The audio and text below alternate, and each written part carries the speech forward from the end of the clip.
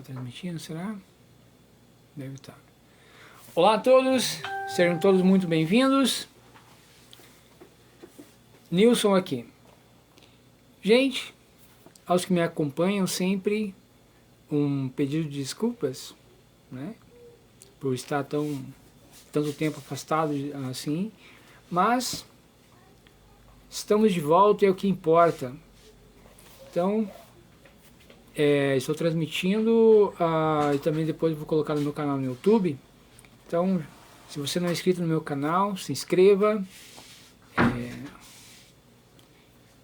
Se gostar, deixa um joinha ou um não joinha, né?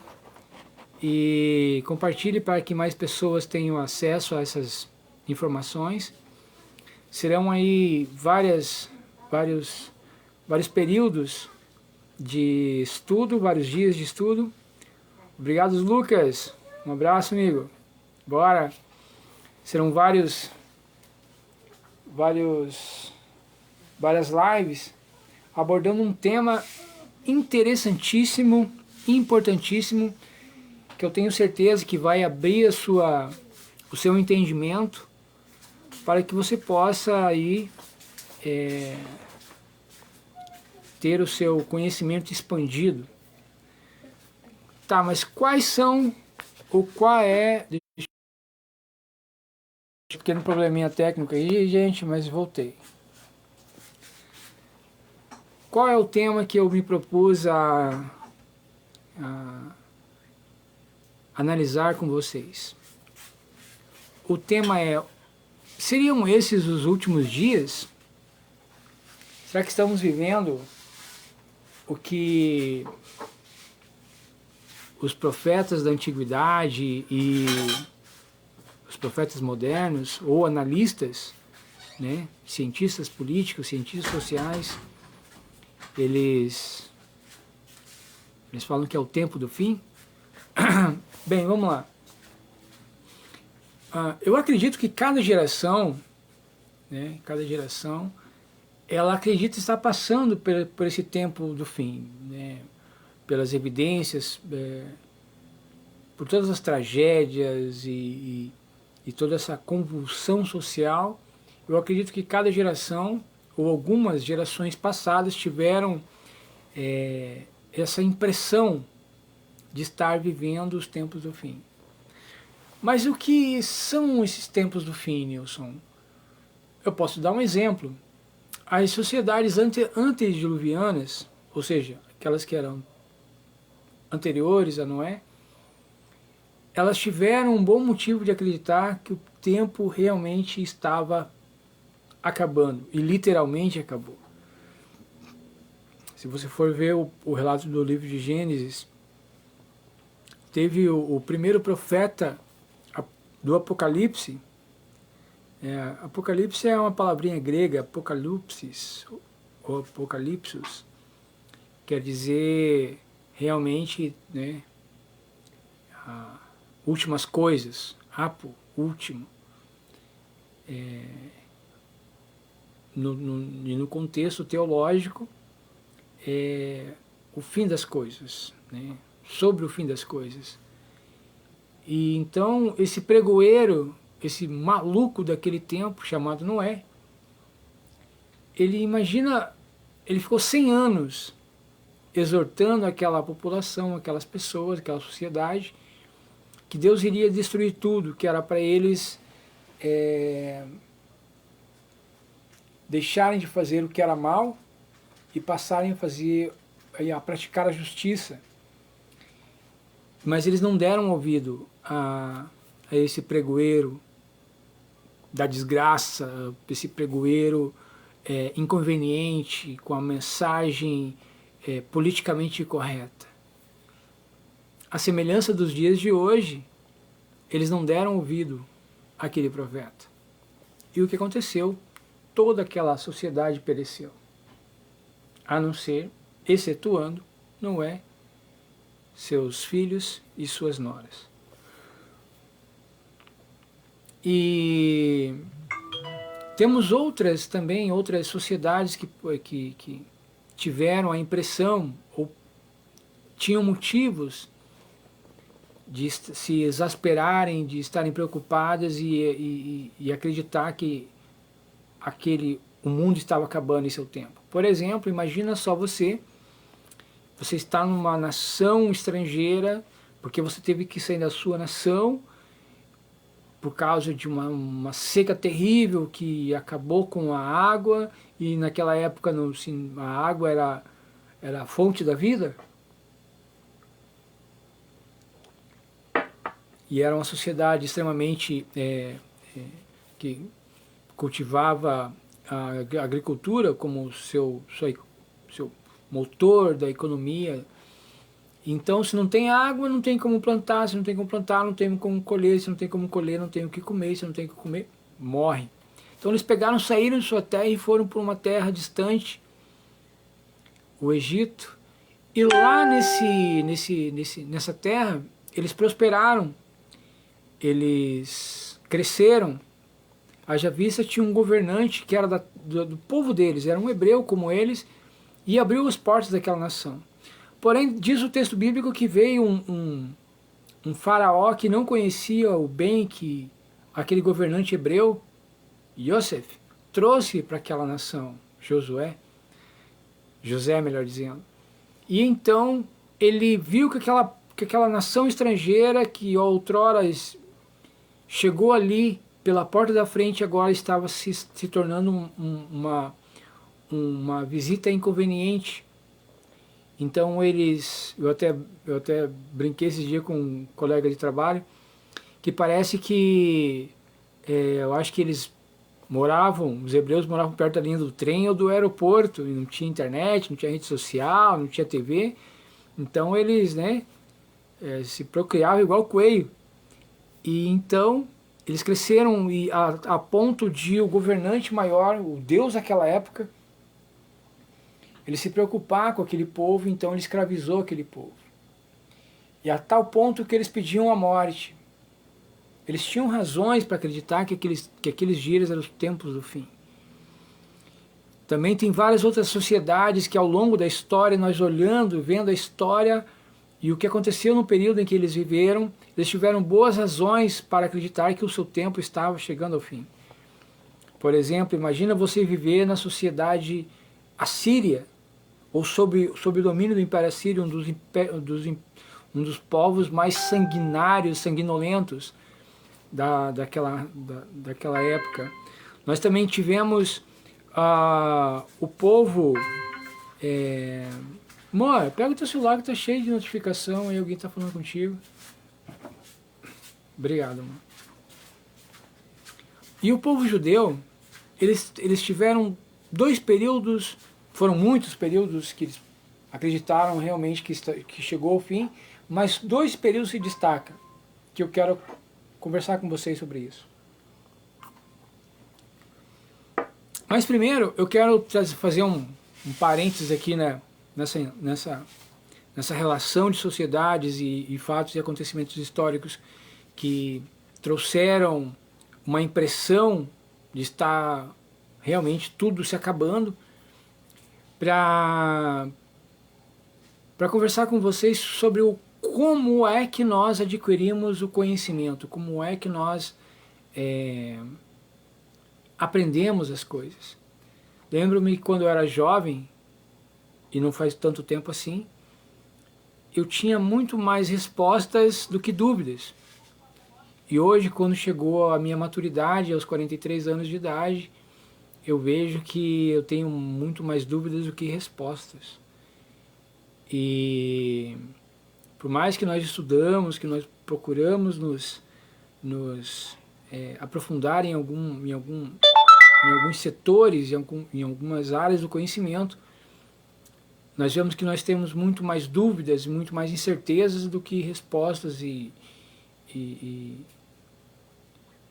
eu acho que é uma característica humana, né? Porque o jovem, a imaturidade, ela te dá uma falsa sensação de potência, de poder. Então a ignorância, ou seja, o desconhecimento, ele gera esse conforto. Então se você sabe só um pouquinho, então parece que o mundo se resume àquilo que você sabe. E então, se eu nunca ouvi falar, então quer dizer que não existe. Esse é o argumento dos ignorantes. E o jovem, por mais que eles entendam algumas áreas, eles não conhecem todas as coisas, né? Não conhecem como o mundo funciona. E eu estou aprendendo nesses últimos 3 anos que eu estou estudando filosofia, no seminário de filosofia com o professor Olavo de Carvalho, que Deus o tenha. Ele me ensinou que para nós adquirirmos o conhecimento, um conhecimento robusto, um conhecimento verdadeiro, conhecermos a verdade, nós precisamos primeiramente fazer o mapa da ignorância. O que é o mapa da ignorância? O mapa da ignorância é você ter a noção que precisa saber sobre determinado tema e rastrear a bibliografia sobre aquele tema.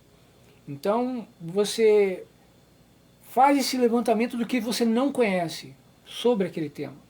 Então, você vai pesquisar em livros, palestras, lives, podcasts, livros, jornais, revistas especializadas, congressos, seminários, workshops e por aí vai. Então, fazendo isso, levantando o mapa da ignorância, então você tem uma bibliografia a ser estudada. E então, nesse caminho do conhecimento, nessa jornada do conhecimento, fazendo primeiramente esse mapa da ignorância, então ele diz que o não saber já é um saber. Porque essa é a característica de um bom estudante. É a característica de uma pessoa humilde intelectualmente. Porque a arrogância ela é prejudicial em todas as áreas. Tem uma declaração do senhor Arthur Ford que eu acho que eu quero compartilhar com vocês, que é muito interessante. Que ele fala o seguinte, que é da covardia que teme novas verdades, da preguiça que aceita meias verdades e da arrogância que pensa saber toda a verdade. Ó Senhor, livra-nos. Então, a arrogância, ela traz essa falsa sensação de sabedoria, mas isso não é sabedoria. A sabedoria não é ignorância, mas muitos se apoiam na ignorância, né, e tantos outros filhotes da ignorância, que é o primeiro pecado e um dos maiores pecados, né, que a arrogância é companheira, irmã gêmea do orgulho. Então a pessoa se orgulha na sua ignorância. Já viu falar disso? O burro ignorante, já viu? Então, nós fazendo esse trajeto do conhecimento para se chegar ao conhecimento da verdade, então você levantou a bibliografia sobre aquele tema, então você pode chegar ao que o professor Olavo fala sobre o status questionis. O que é o status questionis? É o que se sabe sobre aquele tema até agora. Então, para você dominar parte do conteúdo e todas as áreas do conhecimento, ela tem especializações. Então, tem aí a área da filosofia, da área da teologia, a área da psiquiatria, psicologia, historiografia, arqueologia, neurologia e por aí vai. São muitas as áreas do saber. E pela misericórdia do Senhor, eu, curioso como sempre, eu procurei me dediquei um pouco mais dos meus tempos de estudo, assim, da minha vida de estudo. Deixa eu desativar aqui as notificações, gente, só um minutinho. Senão vai ficar esse barulhinho esquisito aí, não vai dar certo. Deixa eu ver aqui. Aí. Na área da teologia, então eu estudei durante alguns anos, são mais de 20 anos, estudando, não academicamente falando, mas graças a Deus por isso, porque as faculdades, tanto as faculdades de matérias seculares quanto religiosas, hoje estão eivadas de doutrinas humanas, e o jovem ele entra hoje no seminário, por exemplo, e sai de lá praticamente um ateu. Entra em qualquer universidade federal daí da vida, ele vai saber muito sobre alguma especialidade, mas na questão religiosa, na questão do transcendental, ele vai sair de lá extremamente ateu, ou cético, ou algo pior. Então Deus me livrou dessa passagem pela academia, e eu sou muito grato a Deus por isso, porque se eu tivesse passado e não tivesse as bases que eu tenho hoje, eu certamente eu teria virado um cético, um ateu, ou pior que isso, poderia ter virado até um esquerdista. Deus me livre e guarde. Mas então, a gente chegando ao status questiones desse assunto, do tema, então nós podemos termos alguns caminhos. Podemos assimilar aquele conteúdo e não repassar, mas o conhecimento ele é maravilhoso, porque quanto mais você sabe de um assunto, mais que você sabe que precisa aprender mais sobre aquele assunto, e também você pode divulgar, você pode ensinar, você pode compartilhar esse conhecimento.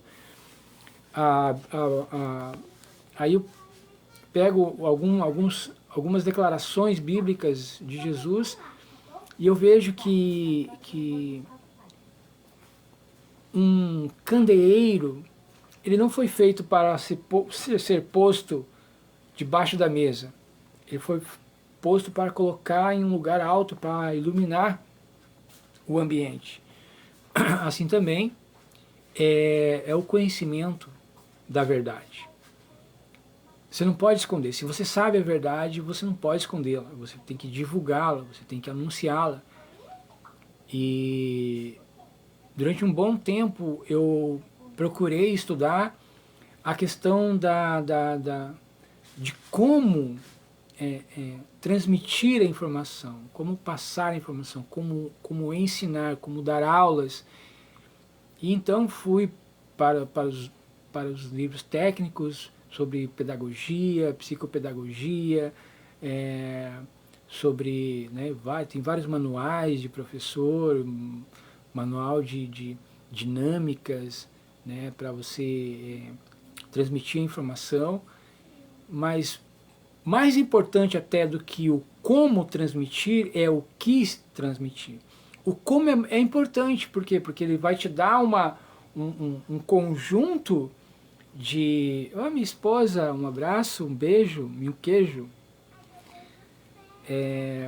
Então, os métodos de ensino, eles são muito bons, porque ele vai, dependendo do público que você está falando, você vai saber como entrar no tema, você pode selecionar a linguagem que você vai adotar, se é um público mais especializado, então a linguagem pode ser técnica, que todos entenderão. Se o público não for especializado, for um público comum, como você e eu, então a linguagem tem que ser mais informal, os exemplos, as metáforas, as comparações, esses links de ideias. Você tem que pegar exemplos do dia a dia, mas o importante é transmitir a verdade. O conhecimento, ele ilumina, ele enriquece, ele faz as pessoas crescerem, ele tira as pessoas das trevas. E eu quero compartilhar essas informações com vocês, que eu acredito serem muito importantes. Vivemos num mundo que você olha, você liga aí as suas redes sociais, você entra nos portais de notícia, ou você liga a sua TV e vê as notícias, assim, parece que o mundo vai de mal a pior, corrupção, injustiça, são ilegalidades, arbitrariedades, inconstitucionalidades, são todos os setores da sociedade, assim, parece que não tem mais jeito. E eu falo, desculpa dessa informação, mas Isso deve acontecer, isso tem que ser assim, não pode ser de outro jeito. Porque se for de outro jeito, então quer dizer que a palavra de Deus é mentirosa. Se a palavra de Deus for mentirosa, então o mundo deve estar, né, se a Bíblia Sagrada está errada, se o que foi dito nela é tudo mentira, história da carochinha, então o mundo deveria estar um paraíso.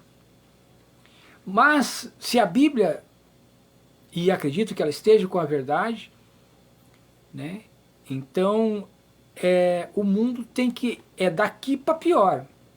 Então, o próprio professor Olavo, numa das aulas lá, um colega meu de classe, mandou uma mensagem muito marota para o professor, falando assim: nossa, professor, eu sou formado em psicologia, tenho especialização, tenho mestrado, doutorado e tudo mais, e depois que eu comecei a participar do seminário, cada aula que eu ouço do senhor me traz angústia, desesperança, eu fico mais pessimista em relação às coisas dessa vida.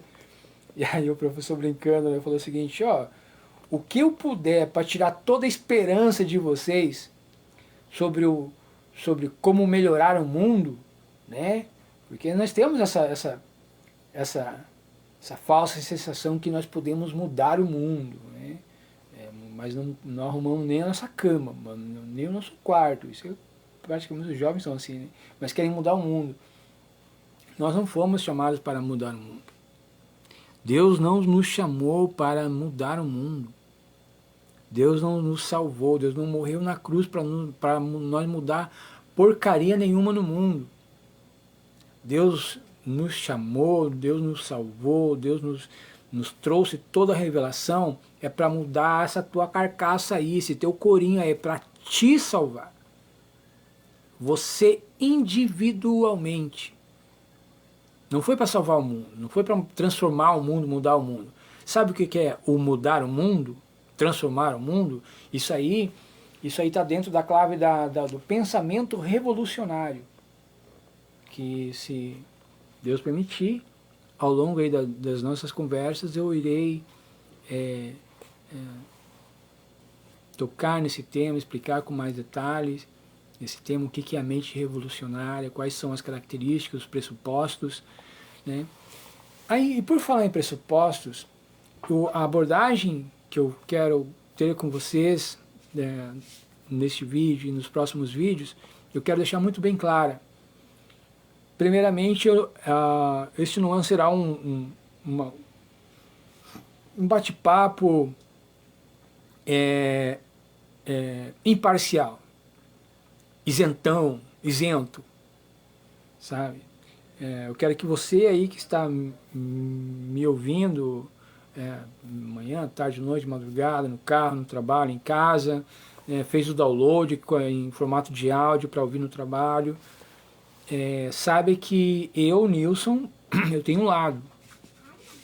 Então o meu lado é o que a gente chama de cosmovisão. O que é cosmovisão? É como a pessoa vê o mundo. Mas não é somente como ela vê o mundo, mas é a partir de onde ela faz a leitura desse mundo. Então, a minha cosmovisão é a cristã. Eu sou cristão. Então, como eu faço a plataforma de leitura do mundo que eu faço é através da Bíblia Sagrada. Especialmente quando ela nos diz como nos portarmos na sociedade. Então, quais são os elementos da cosmovisão, Nilson? Parece uma palavrinha que não se ouve todo dia. Né? Você fala, chega lá assim no mercado, eu quero 1 quilo de carne, picanha, tem que ser picanha, eu quero 1 quilo de picanha, vou comprar uma coca, e aí chega pro balconista, a pessoa na fila assim, daí, qual é a sua cosmovisão? Quais são os elementos? Isso não é no dia a dia. Então, então traduzindo em miúdos, saindo da linguagem técnica, acadêmica, partindo para o dia a dia, assim, para que todos possam entender, cosmovisão ela é a cultura, né? É a cultura de uma pessoa. E o que é a cultura de uma pessoa? São os elementos que essa pessoa, ela vai então, ela vai tirar fazer a apreensão e ter a impressão, ela vai fazer a apreensão das coisas e ela vai ter a impressão das coisas. Por exemplo, elementos da cultura ou da cosmovisão cristã. A música. Música é um elemento cultural. Eu não estou falando de ritmos musicais, eu não estou falando de estilos musicais. Eu estou falando da música em si. A música é um universo, não é um universo? Então, são vários ritmos, várias melodias, várias canções, vários instrumentos, né? Outra coisa é a questão da língua. A língua faz parte, é um elemento cultural. O idioma. Então, a linguagem cristã, o idioma cristão é diferente. O idioma cristão, a língua do cristão é diferente. Pode ser o mesmo idioma pátrio, pode ser a mesma linguagem, né, que nós utilizamos. As regras da gramática é a mesma, mas a língua dos cristãos é diferente. O nosso modo, o conteúdo das nossas palavras é diferente. Por quê? Porque nós não estamos apenas na clave material, terrena. A nossa linguagem, ela está em outra clave. Sema, meu amor, minha mãezona, amor. Oi. A Sema acabou de entrar na live. Olha. Um beijo, Sema, te amo. Que saudade de ti, guria. Um beijo, um abraço aí pra ti, pro Zé, pra Jeca, pro Doug, pro Dedé, tá bom? Ó, amo vocês, tô morrendo de saudade. Então, a linguagem do cristão, entenda, vocês, que ela tem, são as mesmas palavras do idioma, da língua, pátria. No caso, aí, se você está no Japão, é o japonês. Se você está aí em Marte, é o marciano. Se você está aí em Piraquara, é o piraquaense, né? Pontal do Paraná é o pontalense. No Brasil, é a língua portuguesa. Esses dias eu vi um experimento social muito interessante. Tinha um rapaz perguntando assim nas ruas, assim, qual é o idioma brasileiro? Aí as pessoas, o português, o português, o português, o português. Todas erraram, né? Porque o nosso idioma não é o português, é a língua portuguesa. Pegue isso. Matéria de Enem. Então, a língua que nós cristãos falamos pode ser a língua portuguesa, mas ela tem uma outra clave, uma clave superior, é uma clave espiritual. O conteúdo é diferente. Então, por exemplo, a palavra graça, para a maioria, pode ser alegria, né? Pode estar, graça a pessoa está, né, transbordando de felicidade e tal, a pessoa está feliz. Mas para nós cristãos, a palavra graça, ela não tem, o conteúdo não é esse. O conteúdo da palavra graça, ela não é o referente dessa palavra, porque tem um significado diferente. Por exemplo, uma xícara é o signo, né? Aí vem o significado, que é o que lá diz o que é uma xícara. É um objeto, papapá, esférico, papapá, pipi, papapá. Mas o que é o referente?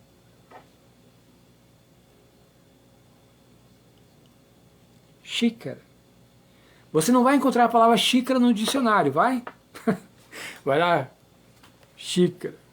Aí você abre assim, tá igual aqueles livros de crianças, né? Que você pega lá e tem lá, sai um castelo, né, um dragão, né? Por exemplo, a palavra elefante. Temos aí o substantivo, né? A palavra elefante. Aí você vai lá, o que é o significado dicionarizado? Elefante é um animal de 4 patas, pipipi, papapó, grandão, tal. E aí, mas e o referente está se referindo a quem? Ou se referindo a quem é o referente, é o bicho elefante. Bicho elefante. Então, o referente das palavras que nós cristãos falamos, eles não são humanos, não são materiais, eles são transcendentais. Por exemplo, graça não é o que é a graça, um sentimento, um estado humano, uma emoção humana. Não. Graça é uma pessoa, é Jesus. Então tem muitas outras palavras. Então vamos lá. Então a cosmovisão cristã ela é maravilhosa, porque e nós não aprendemos, e nós não nascemos com ela. Nós vamos, aos poucos, nós vamos adquirindo essa cosmovisão. Por mais que a sociedade de hoje em dia, a maioria das pessoas, elas não são cristãs, não são evangélicas, mas elas ainda desfrutam da cosmovisão cristã. Tem alguns valores ainda. Por exemplo, a valoração da figura feminina. As mulheres sempre foram, por causa da sua... por causa da diferença da força física, muscular, feminina, os homens sempre subjugaram ela, as sociedades antigas sempre subjugaram as mulheres e não davam valor adequado às mulheres. Foi depois de Jesus é que a figura feminina foi valorizada. Tanto é que os religiosos da época de Jesus eram extremamente... era uma classe, nos dizer aí da militância, era uma classe machista, os religiosos. Não somente dos judeus, mas de todos os povos sem exceção. Já quando Jesus veio, tinha uma boa parcela de mulheres que ajudavam o ministério de Jesus. E elas eram mulheres de destaque no ministério de Jesus. No ministério do apóstolo Paulo também. Nós vemos várias mulheres com cargo de liderança naquela época. Então, essa nova cultura, esse novo procedimento de valorizar a figura feminina começou depois de Jesus. E graças a Jesus hoje, então as mulheres desfrutam, né, de uma valorização maior, né, decorrente isso da cultura cristã, Então, não somente esse exemplo, mas poderia citar vários outros exemplos. Então, as bases da nossa conversa daqui para diante vai ter esse viés. Ela não será imparcial, ela será super parcial. Ela não será isenta, não. Ela será tendenciosa. Ela tem a tendência, né, de de fazer com que você entenda que o viver cristão, né, e como é que nós nos relacionamos com a sociedade atual, ele é diferente. Então, quando você vê uma pessoa que se diz cristã, mas que ela não corresponde com a diretiva bíblica, então saiba que ela, mesmo sendo cristã, nós ainda não somos perfeitos. Nós somos imperfeitos, nós somos pecadores. Mas a diferença é que nós não pecamos mais na clave da iniquidade, ou na clave do pecado intencional, do pecado proposital. Nós pecamos sim, todos os dias, cristãomente.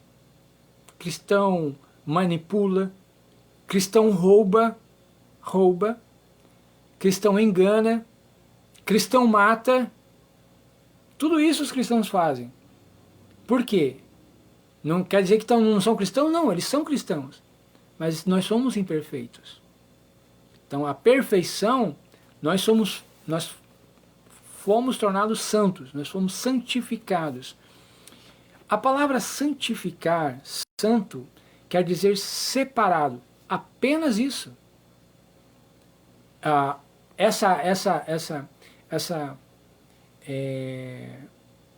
Esse erro popular, é um santo, então quer dizer que não peca. Então não tem nada a ver. Uma coisa é uma coisa, outra coisa é outra coisa. Não confunda alho com bugalho. Nem viaduto com jacaré. O ditado não é esse, mas vocês entenderam. Então, nós fomos santificados por Jesus. Nós fomos tornados santos.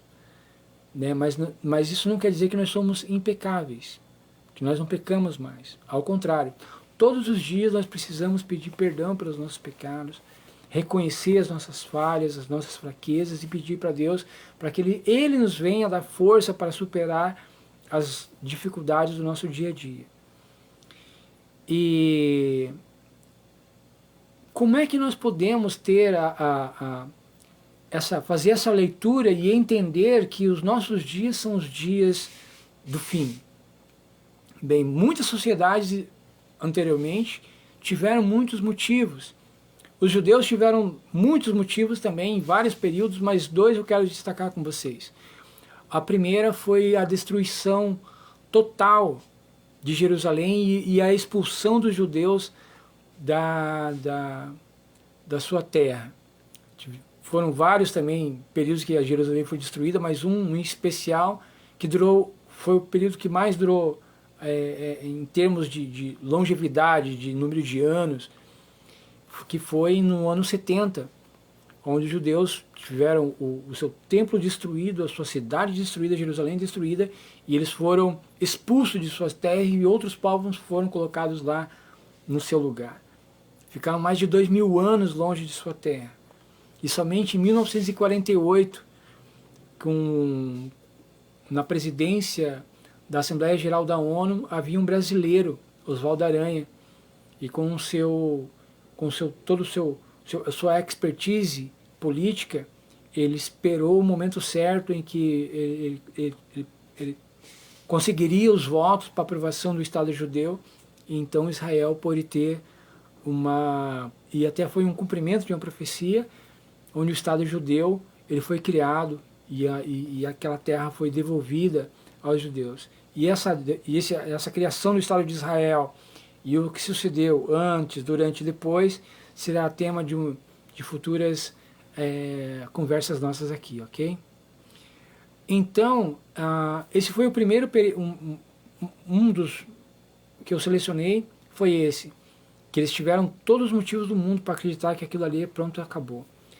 O próprio apóstolo Paulo, veja que mesmo a Bíblia Sagrada, ela foi inspirada por Deus e até os erros foram inspirados também. Né? Então a Bíblia mostra muitos homens e mulheres de Deus, muitos homens escolhidos, profetas assim, do altíssimo nível, errando, pecando, e um se arrependeu, o outro não. Então a Bíblia não mostra somente, né, as coisas boas, iguais as redes sociais hoje em dia. Você entra no Instagram, está todo mundo feliz. Você entra no Facebook, é pura mentira.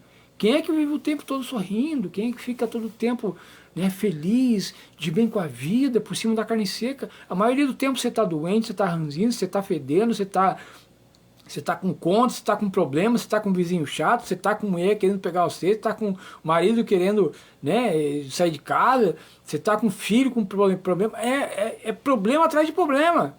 Não é assim a nossa vida real, normal, não é assim? A minha é assim.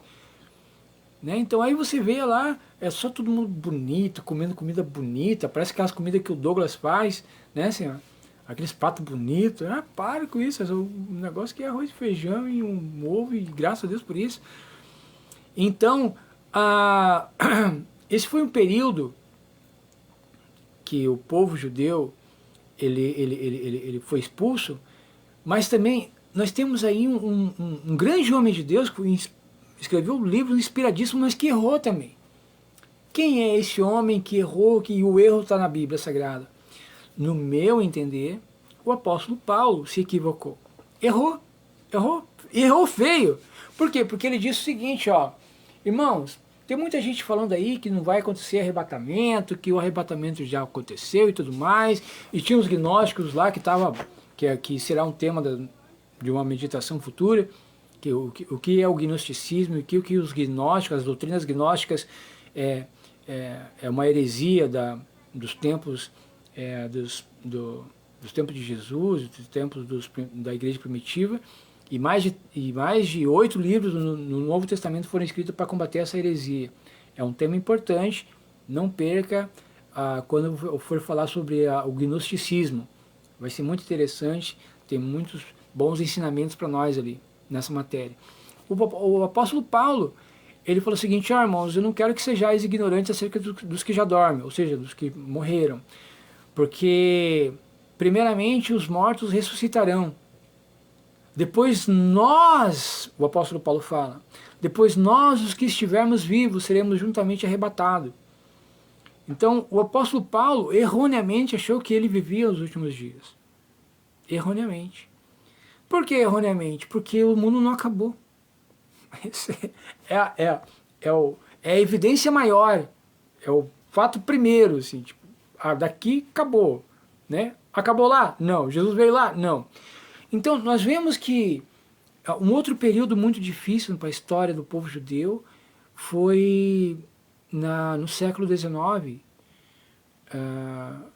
início do século XX, na década de 30, 40, onde eles foram perseguidos, enclausurados, encarcerados, torturados e exterminados, é o termo correto. Foram exterminados das formas mais cruéis possíveis, desde armas até gás letal. Então foi assim, um negócio horrível, horrendo. Por isso que você usar esse termo genocida para você, como se fosse um xingamento, isso é um desrespeito à memória. Não somente dos judeus, porque muitos outros povos foram exterminados por uma ideologia, para essa ideologia de esquerda que foi o nazismo, porque tem o comunismo, mas aí do comunismo sai dois irmãozinhos, um é o fascismo e o outro é o nazismo. Isso aí é um tema para as próximas aulas aí, que eu vou mostrar para vocês que a mente revolucionária ela é o ventre, ela é onde gera todas essas ideologias macabras, né? Daí saiu Karl Marx, saiu Engels, saiu Maximilian Robespierre, ali saiu tantos outros aí, Lenin, Stalin, Trotsky, Goebbels. Então tudo isso aí é da mente revolucionária. Toda essa raça aí nasceu lá dentro da mente revolucionária. E eu tenho razões para acreditar que a Bíblia Sagrada ela vai falar sobre um sistema que irá dominar o final dos tempos. Esse sistema ele terá um governante único. E nesses mais de 3 anos aprendendo no seminário com o professor Olavo, ele tem uma teoria muito interessante que ele fala que há 3 grandes blocos de dominação global. Tem a nova ordem mundial encabeçada pelos Estados Unidos, a outra que é o russo-chinês e a outra que é a islâmica. São esses três polos de poderes que estão tentando a hegemonia mundial.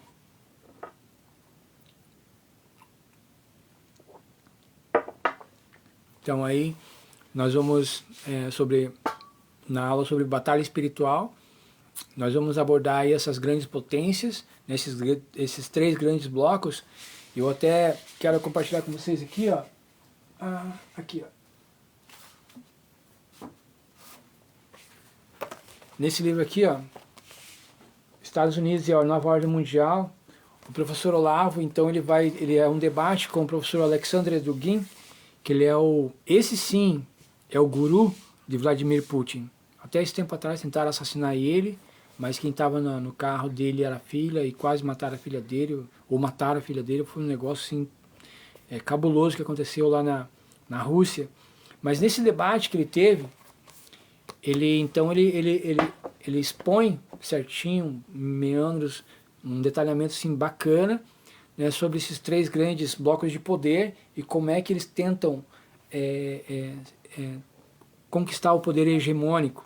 Também nós iremos, nas próximas aulas, falar sobre o poder, o que é o poder, sobre o Estado, o que é o Estado, qual a relação da igreja e o Estado. Né? Por quê? Porque são temas que parecem ser assim longínquos, mas eles afetam nós no nosso dia a dia. Então a palavra de Deus, ela fala que o povo de Deus foi destruído por falta de conhecimento. Então hoje em dia eu tenho certeza que você tem muitos canais de informação bacana, homens e mulheres de Deus, sábios, eruditos, mas a minha, não é o meu diferencial, né, mas os meus 2 centavos de contribuição, eu acredito que eu consigo explicar temas um pouco mais complexos de forma simples, resumida, assim, sabe? Deus me deu essa capacidade de conseguir expor os temas que eu me proponho a expor de forma que até uma criança consegue entender. Então, eu agradeço a todos vocês que estão compartilhando, que estão curtindo, que se inscrevam no meu canal se não for inscrito, deixe o seu gostei ou não gostei, e ajude aí a compartilhando essa mensagem para que mais pessoas, né, venham ter acesso a essas novidades que estão vindo por aí, ok?